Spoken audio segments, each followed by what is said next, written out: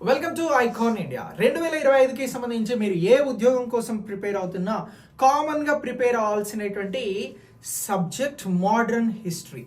ఈ modern history ఆధునిక భారతదేశ చరిత్రకి సంబంధించి మనకి ఎక్కడి నుంచి ఇది ప్రారంభం అవుతుంది, ఎక్కడి నుంచి చదవాలి అని అంటే యూరోపియన్ల రాక. దీన్నే మనం అడ్వెంట్ ఆఫ్ యూరోపియన్స్ అని అంటున్నాం.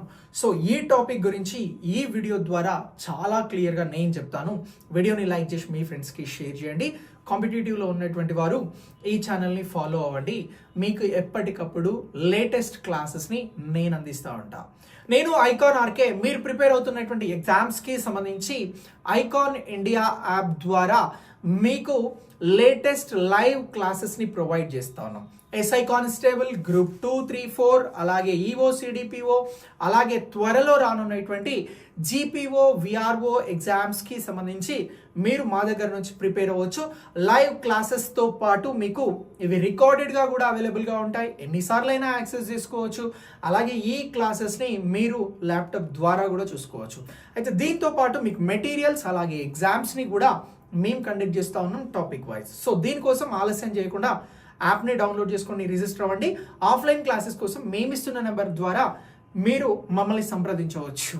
సో ఇప్పుడు మనం ఈ అడ్వెంట్ ఆఫ్ యూరోపియన్స్కి సంబంధించి అంటే యూరోపియన్ల రాక లేదా యూరోపియన్ల ఆగమనము అని అంటున్నాం. ఎందుకోసం యూరోపియన్స్ భారతదేశానికి వచ్చారు, అసలు భారతదేశానికి రావడానికి చారిత్రాత్మక నేపథ్యం ఏముంది, హిస్టారికల్ బ్యాక్గ్రౌండ్ ఏముంది అనేటువంటి అంశాన్ని మనం ముందుగా తెలుసుకోవాలి. సో ఈ పాయింట్ ఆఫ్ వ్యూలో మాట్లాడాల్సి వస్తే చరిత్రలో మనం 14వ శతాబ్దానికి వెళ్ళాలి. సో ఈ 14వ శతాబ్దానికి సంబంధించినటువంటి దానిలో ఇయర్ 1453. ఈ 1453 1453లో ఏం జరిగింది అని అంటే క్రుసేడుల యుద్ధం జరిగింది. సో దీన్ని చివరి క్రుసేడుల యుద్ధం అని అంటారు. అసలు క్రుసేడుల యుద్ధం అనగా ఏంటి అని అంటే సింపుల్గా చెప్పాలి, మనం మత యుద్ధాలు అని చెప్పేసి. ఈ మత యుద్ధాలు ఎవరెవరి మధ్యన జరిగినాయి అని అంటే క్రైస్తవులకి ముస్లింలకి మధ్యన జరిగినటువంటి యుద్ధాలని క్రుసేడుల యుద్ధము అని అంటున్నాం. సో ఈ క్రుసేడుల యుద్ధం అనేది ఎప్పుడు జరిగింది అని అంటే 1453లో జరిగినది. సో ఈ 1453లో ఎవరెవరి మధ్యన క్రుసేడుల యుద్ధం జరిగింది అని అంటే కాన్స్టాంటైన్ అలాగే మహమ్మద్ II మధ్యన జరిగింది. ఈ కాన్స్టాంటినోపుల్ అనేటువంటి బైజంటైన్ రాజధానికి రాజు కాన్స్టాంటైన్. ఇక టర్కీకి రాజుగా ఉన్నటువంటి వారు మహమ్మద్ II. సో ఈ యుద్ధం ఈ 1453లో చేసినప్పుడు ఈ యుద్ధంలో ఎవరు గెలిచారు అని అంటే మహమ్మద్ II గెలవడం జరిగింది. మహమ్మద్ II విన్ అయిన తర్వాత కాన్స్టాంటినోపుల్ బైజంటైన్ రాజధానిని స్వాధీనం చేసుకొని దీనికి ఇస్తాంబుల్ అని చెప్పేసి పేరు మార్చడం జరిగింది. సో ఇలా ఈ ఇస్తాంబుల్ కాన్స్టాంటినోపుల్ నుంచి సముద్ర మార్గం ద్వారా భారత్తో అరబ్బులు ముస్లింలు వ్యాపారం చేస్తూ ఉండే. కాకపోతే కాన్స్టాంట్ అనేటువంటి నగరాన్ని క్రైస్తవ మతానికి సంబంధించినటువంటి కాన్స్టాంటైన్ పరిపాలన చేస్తూ ఉండే. సో ఇప్పుడు క్రైస్తవులకి సంబంధించి ఈ యుద్ధంలో ఓడిపోయారు కాబట్టి అరబ్బులకి సంబంధించిన ఆధిపత్యాన్ని తట్టుకోలేము అని చెప్పేసి భారతదేశానికి సంబంధించినటువంటి విలువైనటువంటి వస్తువులను పొందాలి అని అంటే భారతదేశానికి సముద్ర మార్గాన్ని కనుగొనాలి అని చెప్పేసి సముద్ర మార్గాన్ని కనుగొనేందుకు యూరప్లో ఫస్ట్ ఆలోచన చేసింది. యూరప్ ఖండం నుంచి ఫస్ట్ ఆలోచన చేసినటువంటి వారు పోర్చుగల్కి సంబంధించినటువంటి వారు లేదా పోర్చుగీస్ అని అంటున్నాం. సో ఈ పోర్చుగీస్కి సంబంధించి ఇన్ఫాంట్ హెన్రీ అనేటువంటి యువరాజు ఉండే. ఈయన రాజు కాదు, యువరాజు. సో ఈ యువరాజుకి ఒక పేరు కూడా ఉన్నది. సో ఈ యువరాజుని ది నావిగేటర్ అని అంటారు.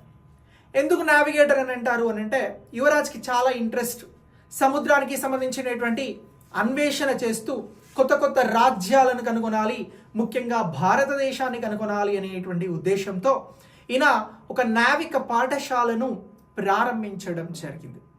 సో ఇలా ఈ పోర్చుగల్ ప్రాంతంలో సాగ్రెస్ అనేటువంటి ప్రాంతంలో ఈ పాఠశాలను ప్రారంభించి ఎవరైతే నావికా దళాలకి సంబంధించి నౌకాయానానికి సంబంధించి ఇంట్రెస్టెడ్గా ఉన్నటువంటి వారు ఉన్నారో వారందరినీ కూడా ఈ హెన్రీ అనేటువంటి యువరాజు ఎడ్యుకేట్ చేయడం జరిగింది. సో ఈ యువరాజ్కి ఫాదర్ ఉంటాడు, ఆయనే జాన్ 1. ఈయన కలిసి సో మన పోర్చుగల్ రాజ్యం నుంచి దీన్ని స్థాపించి ముందుకెళ్తే ఈ పాఠశాల ద్వారా ఫ్యూచర్లో మనకి గొప్ప గొప్ప అన్వేషకులు లభిస్తారు అని చెప్పేసి ప్లాన్ చేసిండు. సో ఇలా ప్లాన్ చేసినాక ఈ ప్లాన్ సక్సెస్ అయ్యి చాలామంది అందులో చదువుకొని నౌకాయానాలకి సిద్ధమయ్యారు. ఇలా మొట్టమొదటిసారి భారతదేశానికి రూట్ను కనుక్కుంటాను, సముద్ర మార్గాన్ని కనుక్కుంటాను, సముద్రాన్ని అన్వేషిస్తూ వెళ్తాను అని చెప్పేసి ఎవరు ముందుకు వచ్చారు అని అంటే బార్తిలోమ్యూ డయాస్ అనేటువంటి అతను ముందుకు రావడం జరిగింది.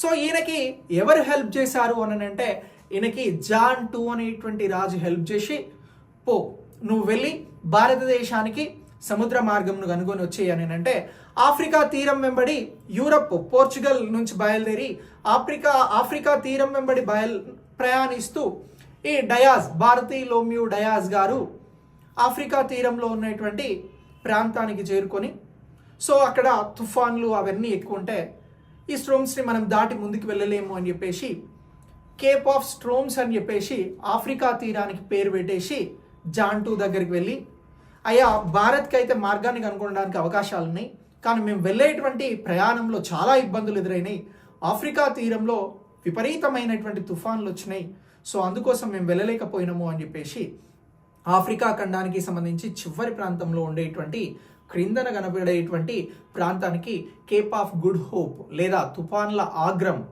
కేప్ ఆఫ్ స్ట్రోమ్స్ అని చెప్పేసి పేరును పెట్టి ఆయన ప్రయాణాన్ని విరమించుకుంటాడు. సో ఇలా భారతదేశానికి మార్గం కనుగొనేందుకు అవకాశం ఉన్నది అని చెప్పినటువంటి అంశాన్ని జాన్ 2 హ్యాపీగా ఫీల్ అయ్యి, రాజు జాన్ 2 హ్యాపీగా ఫీల్ అయ్యి మరి ఎలా ఇప్పుడు ప్రయాణాన్ని కనుగొనేది అని ఎదురు చూస్తున్నప్పుడు క్రిస్టోఫర్ కొలంబస్ వస్తారు రాజు దగ్గరికి. వచ్చి క్రిస్టోఫర్ కొలంబస్ గారు భారతదేశానికి బార్తిలోమ్యూ డయాస్ గారు ప్రయాణం ప్రారంభించారు కదా, ఆ ప్రయాణం సక్సెస్ కాలేదు కదా, నేను 100% సక్సెస్ చేసుకొని వస్తా, నన్ను నమ్మండి అని అన్నాడు.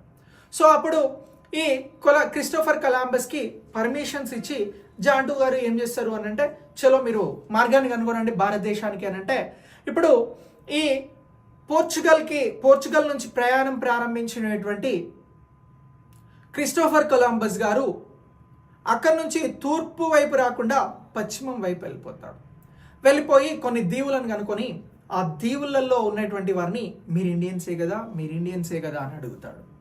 అప్పుడు ఓకే, నేను వెస్ట్ సైడ్ వచ్చిన ఇండియాని కనుక్కున్నా, బట్ నేను ఈస్ట్కి వెళ్ళకున్నా వెస్ట్లో ఉన్నటువంటి ప్రాంతమే ఇండియా అని చెప్పేసి ఇండియా కనుక్కున్నా, దీన్ని వెస్ట్ ఇండీస్ అని అంటున్నాము అని చెప్పేసి ఒక పేరును పెట్టిండు ఆ దీవులకి, అదే కాస్త ఇప్పుడున్నటువంటి వెస్ట్ ఇండీస్. ఇదే విషయం వచ్చి రాజుకి చెప్తే రాజుగారు ఏం చేస్తాడు అని అంటే, క్రిస్టోఫర్ కొలంబస్ గారు చెప్తున్నది నిజమా, అయితే భారతదేశం ఎలా ఉంది, అక్కడ ఉన్నటువంటి పరిస్థితులు ఏంటి పరిశీలించండి అని చెప్పేసి అమెరిగో వెస్పూజీని పంపిస్తాడు. ఈ అమెరిగో వెస్పూజీ కొలంబస్ ఇచ్చినటువంటి మ్యాప్ని తీసుకొని అదే దిశగా ప్రయాణం చేసి వెళ్తే అక్కడ ఉన్నది ఇండియన్స్ కాదు, సో ఇది అంతా కూడా ఒక కొత్త కాంటినెంట్, కొత్త ఖండము అని చెప్పేసి చెప్తాడు. సో ఇప్పుడు దీన్ని కన్ఫర్మ్ చేసింది అమెరిగో వెస్పూజీ కాబట్టి ఇప్పుడున్నటువంటి ఉత్తర అమెరికా, దక్షిణ అమెరికా ప్రాంతాలకి అమెరిగో వెస్పూజీ పేరు మీదనే ఇక్కడ అమెరికా అనేటువంటి పేరు వచ్చింది. సో కానీ ఇప్పటి వరకు భారతదేశానికి మార్గం కనుగొనలే. జాన్ 2 కూడా వెళ్ళాడు. ఆ తర్వాత రెండవ ఇమ్మాన్యుయల్ రాజుగా ఉన్నాడు. సో ఈ రెండవ ఇమ్మాన్యుయల్ గారు రాజుగా ఉన్నటువంటి టైంలో ఇతని దగ్గరికి ఇంకో అతను వచ్చాడు. ఆయన పేరే Vasco da Gama. So sir, ఇప్పటికీ ముగ్గురు కూడా భారతదేశానికి మార్గాన్ని కనుగొనలేకపోయారు, నేను కనుక్కుంటా, నాకు మీరు పర్మిషన్ ఇవ్వండి, నా పేరు వాస్కో డి గామా అని చెప్పేసి అన్నాడు.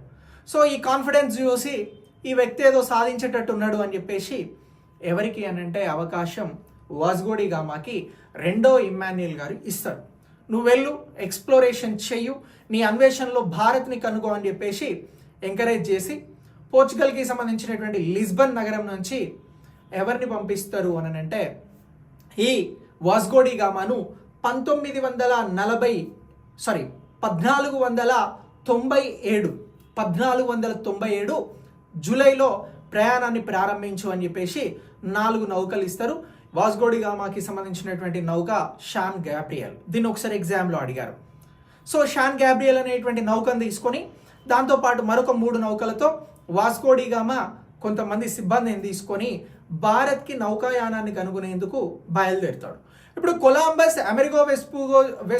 అమెరిగో వెస్పూజీ వెళ్ళింది వెస్ట్ సైడ్, అది ఆ రూట్ నాకు పనికి రాదు అని చెప్పేసి వాస్కో డి గామా ఫిక్స్ అయ్యి ఏదైతే బార్టిలోమ్యూ డయాస్ ఫస్ట్ సారి ప్రయాణాన్ని ప్రారంభించినటువంటి వ్యక్తి ఉన్నాడో తను తీసినటువంటి మ్యాప్ని బేస్గా చేసుకొని ఆఫ్రికా తీరం వెంబడి ప్రయాణం చేస్తూ కేప్ ఆఫ్ గుడ్ హోప్, ఎక్కడైతే తుఫాన్లు ఎక్కువ వస్తాయో అక్కడ దానికి వస్తాడు. వచ్చిన తర్వాత ప్రయాణాన్ని కనుగొనేటువంటి అంశంలో చాలా ఇబ్బందులు తలెత్తుతాయి. అయినప్పటికీ కూడా వెనకకు వెళ్ళేదే లేదు, ఇలానే భారత్కి వెళ్ళాలి అని చెప్పేసి భారత్కి వెళ్ళేందుకు భారత్ ప్రయాణాన్ని ముందుకు తీసుకొని వెళ్తాడు. సో అక్కడ అబ్దుల్ మజీద్ అనేటువంటి అతన్ని కలుస్తాడు కేప్ ఆఫ్ గుడ్ హోప్ దగ్గర. కలిసిన తర్వాత తనని ఎలాగోలా ఒప్పించి మార్గాన్ని కనుక్కుంటాడు. అబ్దుల్ మజీద్ గారు ఒక అరబ్ వ్యాపారి, భారతదేశం ఇట్లా వెళ్తే వస్తుంది అని చెప్తాడు వాస్కో డి గామాకి.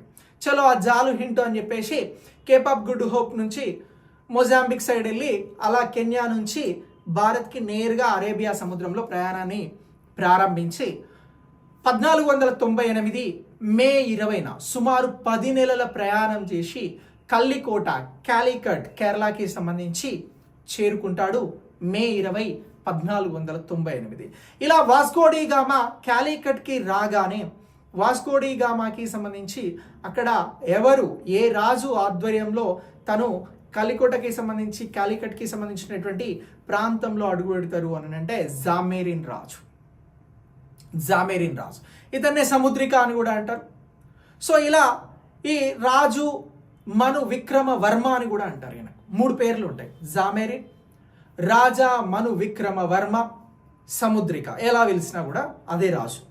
సో ఆ రాజు దగ్గరకు వచ్చిన తర్వాత ఆ రాజు వాస్కో డి గామా తోటి మాట్లాడి చాలా గిఫ్ట్లు ఇచ్చి, సో ఇవి తీసుకొని మళ్ళీ మీ దేశం వెళ్ళిపో, ఎక్కడి నుంచి వచ్చినావో అక్కడికి వెళ్ళిపో అని అంటే, ఇప్పుడు సముద్రయానాన్ని కనుక్కున్నాడు కాబట్టి అదంతా మ్యాపింగ్ చేసుకుంటూ మళ్ళీ తిరిగి ఎక్కడికి వెళ్తాడు అని అంటే ఈ పోర్చుగల్కి వెళ్ళిపోతాడు వాస్కో డి గామా. ఇలా వెళ్ళి ఇక్కడ ఉన్నటువంటి జామేరిన్ రాజు ఇచ్చినటువంటి వస్తువులను అమ్మితే అక్కడ ఒక 60% లాభం వస్తుంది.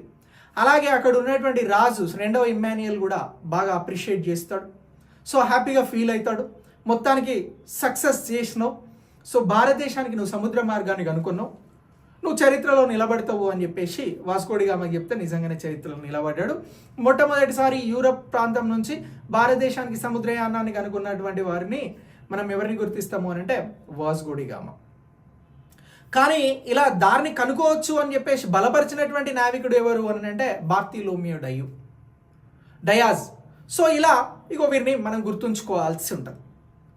మళ్ళీ తిరిగి 1502 అంటే తిరిగి వెళ్ళిన తర్వాత మళ్ళీ ఒక 2 సంవత్సరాలకి మళ్ళీ తిరిగి ప్రయాణాన్ని పోర్చుగల్ నుంచి భారత్కి ప్రారంభిస్తాడు వాస్కో డి గామా. ఇలా 1502లో వాస్కో డి గామా ఒక 120 నౌకలతో 1500 సిబ్బందితో ప్రయాణం ప్రారంభించి భారత్కు వస్తూ ఉంటాడు. వాస్కో డి గామా షిప్ల పైన నౌకల పైన అరబ్బులు దాడి చేస్తే మిరీ నౌకా ఘటనలో 300 మందిని వాస్కో డి గామాకి సంబంధించినటువంటి వారు చంపేస్తారు. సో ఇలా అరబ్బుల పైన ఆధిపత్యాన్ని చెలాయిస్తూ వాస్కో డి గామా రెండోసారి కూడా భారతదేశానికి వస్తాడు. ఇలా భారతదేశం ద్వారా వ్యాపారాన్ని నిర్వహిస్తూ భారతదేశంలోనే వాస్కో డి గామా 1524 డిసెంబర్ 24న చనిపోతారు. సో ఇలా చనిపోయినటువంటి వాస్కో డి గామా సమాధి అనేది భారతదేశంలో కేరళ కొచ్చిలో ఉంది అనేటువంటి అంశాన్ని మనం ఎగ్జామినేషన్ పాయింట్ ఆఫ్ వ్యూలో గుర్తించాల్సి ఉంటుంది. సో ఈ టాపిక్లో మనం చాలామంది రాజుల గురించి, చాలామంది నావిగేటర్స్ గురించి మాట్లాడినాం. ప్రధానంగా 4 నావిగేటర్ల నుంచి మాట్లాడినాం. 1 Bartholomew Dias, 2 Christopher Columbus, 3 Amerigo Vespucci, 4 Vasco da Gama. So ఇలా ఈ 4 గురించి గుర్తుంచుకోవాలి. భారతదేశానికి ఏ విధంగా మార్గం కనుక్కున్నారు అనేటువంటి అంశంలో ఈ వీడియో ద్వారా స్పష్టత వచ్చింది. సో ఇలా ఈ అన్ని అంశాలను గుర్తుంచుకున్నట్లయితే మీకు యూరప్ నుంచి భారతదేశానికి నౌకాయానాన్ని కనుగొన్నటువంటి అంశంలో క్లారిటీ ఉంటుంది. అలాగే కనుగొనడానికి ముందు చరిత్రలో 1453లో ఏం జరిగింది అని అంటే యుద్ధం జరిగింది, క్రుసైడ్ల యుద్ధం. అది మత యుద్ధం. సో దాని ద్వారానే యూరప్ వారికి ఇలా సముద్ర యానాన్ని కనుగొనాల్సినటువంటి అవసరం భారతదేశంతో ఏర్పడింది. అందుకోసం అన్వేషించి సో ఆ యుద్ధం తర్వాత ఒక 50 సంవత్సరాలకి రూట్ని కనుగొనడం జరిగింది అనేటువంటి అంశాన్ని మనం స్పష్టత కలిగి ఉండాలి. సో నేను చెప్పినటువంటి ఈ అంశాల నుంచి ప్రీవియస్ ఎగ్జామ్స్లలో చాలా బిట్స్ అడగడం జరిగింది. సో వీటిని మీరు బాగా ప్రిపేర్ అవ్వండి. నెక్స్ట్ మీ ఎగ్జామ్స్కి ఇవి ఎంతగానో ఉపయోగపడతాయి. ఇలాంటి క్లాసెస్ కోసం మీరు ఐకాన్ ఇండియా యాప్ని డౌన్లోడ్ చేసి మీరు వీడియోస్ని ఫాలో అవ్వండి. ఓకే, సో వీడియో నచ్చినట్లయితే లైక్ చేసి మీ ఫ్రెండ్స్కి షేర్ చేయండి. Thanks for watching.